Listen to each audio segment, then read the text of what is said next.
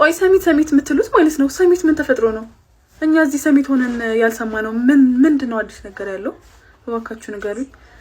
ኤቭሪ ፎሪ ፔጅ ላይ ሰሚት ያለ ጉድ ሲኢኦ ማምን ነው እየተባለ ያለው ምንድነው? ፕሊስ ንገሩኝ ኮሜንት ላይ ጋይስ። ሰሚት ምንድነው እየተካሄደ ያለው? ሰሚት ምንድነው አዲስ ነገር ሀፕን ያደረገው? ምንም አልገባኝም። ሰሞኑን የሚሰሩ ቪዲዮዎች ላይ ሰሚት እየተባለ ማይሆኑ ክላስ ደግሞ ይሄ በፊት ኤችአይቪስ በጣም በተስፋፋ ታይም ላይ ይሄ ሲሰሩ የነበሩ ዘፈኖች ምናምን ነገር እያደረጉ ፖስት እያደረጉ ነውና አዲስ ነገር አለ፣ የመለጠኝ ነገር አለ። ድንገት አጋጣሚ ሆኖ እኔ ተቃራኒ ነው የምኖረው ከሰሚት ወደ በጣም ሩቅ ነኝና እስቲ ኮሜንት ሴክሽን ላይ አሳውቁኝ። አዲስ ነገር ካለ ንገሩኝ። ምንም ማርያምን በቃ ስክሮል ባረኩ ቁጥር ሰሚት ነው። የተለየ አዲስ ሰሚት ላይ የተፈጠረ ነገር ካለ ንገሩኝ እንድጠነቀቅ። የሰሚት ጉድ እንደቀጠለ ነው። እንግዲህ አዲሱ ቫይረስ ምንድነው? እንግዲህ 1990 ላይ ወደ ኋላ ለመልሳችሁና ኮተን የሚባል ቤት ነበር እዛ ጊዮን ሆቴል አንደርግራውንድ ላይ የምታውቁ ሰዎች 90s የነበራችሁ ሰዎች ታውቁታላችሁ። እና የዛ ቤት ነገር አሁንም ወደ ሰሚት እየታየ ነው፣ እየተደገመ ነው። በድጋሚ እንግዲህ እንደ አዲስ ተጀምሯል። ያው 90 ላይ የነበረ ትውልድ ያውቀዋል። ኮተን የነበረው ሰው ያውቃል። መርፌ ይዘው ገብተው ምን እንደሚያደርጉ ሰዎቹ የታወቀ ነው። ግሩፕ ናቸው። የዛኔ እንግዲህ 30-40 ሰው ነበሩ። አሁን ደግሞ እንግዲህ መምታት ነው ስንት ሊደርሱ እንደሚችሉ። እና ሻሞ የሚባል ግሩፕ አለ።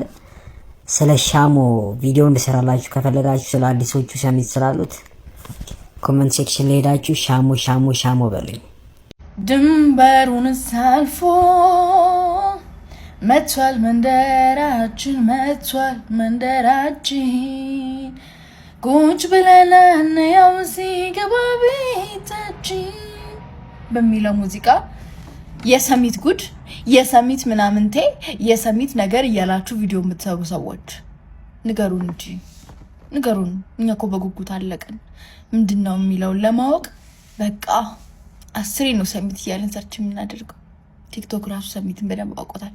ለማንኛውም እኔም እንደገጠመኝ ልንገራችሁ። ታውቃላችሁ የኔን ስራ ቦታ ታውቃላችሁ ብዙዎቻችሁና እና በጣም ብዙ ጊዜ ያው ሰሚት አካባቢ ነው መሆነው ስራ እዚህ ስለሆነና አምሽቼ ከስራ መውጣባቸው ቀናት ወካ አረጋለሁ ምናምን። ሰፈሩ ደግሞ እንደምታውቁት ጸዴ ነው። ላጥላጥ እያልኩኝ ነው ወደ ቤቴ ምናምን ሄደው ከዛ የሆነ ቀን ለማንኛውም በዚህ አጋጣሚ ቆይ ገጠመኝን ከመንገሬ በፊት ማስታወቂያም ሳለብኝ በመሃል ማስታወቂያ ገብቷል። እሺ ለማንኛውም የፎቶና የቪዲዮ አገልግሎት ከፈለጋችሁ ኮፒቸርስን ቼክ ያድርጉ። አደባባዩ ጋር ሲኤምሲ የተባበሩት እንገኛለን። ጅጋዮ ዲባባ ህንጻ። ወደ ገጠመኞቻችን እንመለሳለን። ገጠመኛችን ምንድነው? አንድ ቀን ከሰሚት ወደ ሰሚት አካባቢ ከስራ ወጥቼ ላጠላጥ ያልኩኝ በግሬ ኩስኩስ እያልኩኝ በግሬ ሱኩሱክ እያልኩኝ በግሬ ስጓዝ ማለት ነው። ከዛ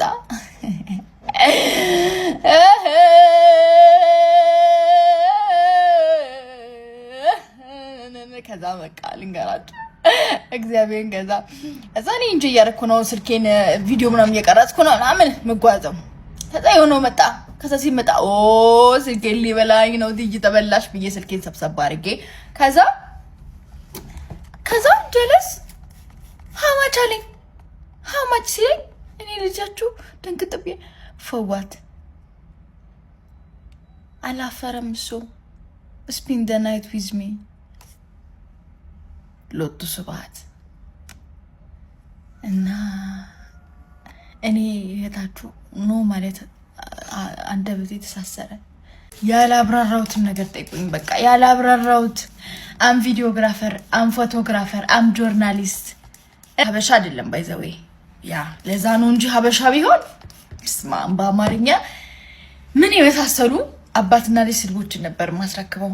ግን ከየት ላምጣ ቋንቋ የፈረንጅ ስድብ አልችል እንደው ከባድ ነው ብዬ አለፍኩት። ብቻ እንደዛ አለፈና አሁን የሰሚት ጉድ እያላችሁ ስታወሩ በቃ እሱ ነው ትዝ ያለኝ። አይ ሰሚትና ጉድሽ ብዬ ከዛ ነው ሌላ ነገር ይኖር ይሆን ብዬ ደግሞ አሰብኩ። ምክንያቱም እንደምታውቁት ከቅርብ ጊዜ ወዲህ ሰሚት አይደለችም። የድሮ መኖሪያ ሰፈርነቷ የጠፋ ወደ ንግድ ማዕከል ገብታለች። የድሮ ነዋሪዎቿ ለልጆቻቸው ምቹ ባለመሆኗ ምክንያት ቤቶቻቸውን ለንግድ ማዕከልነት እያከራዩ ወደ ሌላ ሰፈሮች እየሸሹ ነው። ወጣቶች ይጠጡበታል፣ ይበሉበታል፣ ይሰክሩበታል፣ ብዙ ነገሮች አሉ። እና ይሄ ነው ወይስ ሌላ የተደበቀ ደግሞ እኛ ያልደረስንበት ጉድ አለ ወይ? በውስጥ ጻፉልኝ ከፈራችሁ እኔ አፈነደዋለሁ። ሰሚት ስለሚባለው ነገር እኔ ነገር ለምን አልገላገላችሁም? ያው ሰሚት አካባቢ ያላችሁ ብዙዎቻችሁ ታውቃላችሁ፣ ያልገባችሁ ደግሞ አላችሁ። ግን እሱን ከመንገሬ በፊት ድሮ የኤችአይቪ ማስታወቂያ በጣም ይሰራ ነበረ። በጣም የሚያስፈራሩ ቀጭን ሰውዬ የሚያስናም በቃ በጣም ከባባድ ማስታወቂያ ነበር የሚሰራው እና ሰውን በዛን ያህል በጣም ነበር የሚፈራው ኤችአይቪ ማለት ነው። አሁን ግን ቀለል አድርገን እያየነው ነው፣ ልክ እንደ ጉንፋን እያየነው ነው ማለት ነው። ምንም ትኩረት እየተሰጠው አይደለም። ግን አዲስ አበባ አሁን በኤችአይቪ አንደኛ ሆነናል ማለት ነው። በጣም ኤችአይቪ ተስፋፍቷል እና ምን ልላችሁ ነው፣ ተጠንቀቁ። በተለይ ይሄ ሎንግ ዲስታንስ ላይ ያላችሁ፣ ባልሽ ክፍለ ሀገር ያለ፣ ባልሽ ወደ አፍሪካ ሀገሮች የሚሰራ ሴት ካለሽ ባልሽ ሲመጣ እንመርመር በይ፣ ዝም ብለሽ እንዳተኝ። በጣም ኤችአይቪ በጣም አሁን እየተስፋፋ ያለበት ሰዓት ነው ባይዘው ያለው እና በተለይ እነዚህ ኬንያ፣ ኡጋንዳ፣ ሳውት ሱዳን ምናምን የሚሰራ ባል ካለሽ የፈለገ ያኩርፍሽ ሲመጣ እንመርመር በይ። ምክንያቱም አንዳችሁ ለልጆቻችሁ መትረፍ አለባችሁ ሰው፣ ስለዚህ መመርመር አለባችሁ። ይሄ እንዴት እንዲለዋለው ታማኝ ነው 24 ሰዓት ስልክ አወራዋለሁ ምናምን ብለሽ እንዳትሸወጂ። ምክንያቱም እዛ አካባቢ እኔ እርግጠኛ ሆኜ የምነግራችሁ ከ90% በላይ ታማኝ አይደሉም ለትዳራቸውና በጣም ከባድ ነው። ጥቁሮቹ አበሾቹ ትንሽ ይወደዳሉ፣ ጥቁሮቹ ግን ትንሽ ርካሽ ስለሆኑ ከነሱ ጋር ነው እየከፈሉ የሚወጡት ማለት ነው። ፕሮስቲቱቶች መንገድ ላይ የሚቆሙ ከስንት ሰው ጋር እንደምትወጣ ያቺ ሴት አስቡት። እና ከእንደዚህ አይነት ሴት ጋር እየከፈሉ ይተኛሉ ማለት ነው አበሾቹና እዛ ለስራ ሄዱ ማለት ነው። እና አብዛኞቻቸው 90% እኔ እርግጠኛው እነግራቸዋለሁ እንደዛ ናቸው። እና ተጠንቀቁ፣ በቃ እንመርመር በሉ። ሁለተኛ ሪሌሽንሽፕ ትዳር ስትጀምሩ ራሱ ተመርመሩ ማለት ፋራነት አይደለም። ዛሬ ደግሞ ስለ ሰሚት ወንድ አዳሪዎች ነው የምሰራላችሁ። አንድ ወንድ ገብቶ እስኪወጣ ጠብቆ የሰውን ገላ በገንዘብ ገዝቶ በደካማ ጎን ገብቶ በሰው በእህት ላይ በሴት ላይ በሰው ሴት ገላ ላይ የሚጫወት ቆሻሻ ስለሱ ነው የምሰራላችሁና ምን አይነት ሞራል ቢኖራችሁ ነው አንዱ ገብቶ እስኪወጣ ጠብቀ ሁለተኛው ገብተህ ከእንደዚህ አይነት ሴት ጋር የምትተኛው? ምን አይነት ስነ ልቦና ነው ያላችሁ? አይቀፋችሁም? እንዴት የሰው ልጅ ገላ በገንዘብ ገዝታችሁ እንዴት አብራችሁ ትተኛላችሁ? ምን አይነት ድንቁርና ነው ግን ይሄ? እንዴት ሰውነታችሁ ራሱ ማለት ስሜታችሁ ራሱ እንዴት ይመጣል?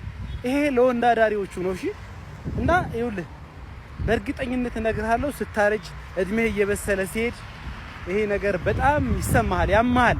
የሰው ልጅ የሴትን ገላ በገንዘብ ገዝተህ አትተኛ።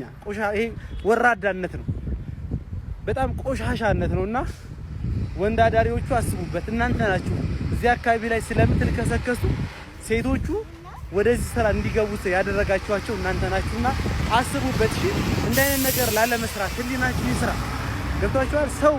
ሰው የሚባለው ነገር እኮ ማሰብ መቻሉ ነው። እና የሴትን ገላ በገንዘብ ገዝታችሁ አትተኙ። ቆሻሻነት ነው፣ ውርደት ነው። ለራሳችሁ ክብር ስጡ። ይመቻችሁ።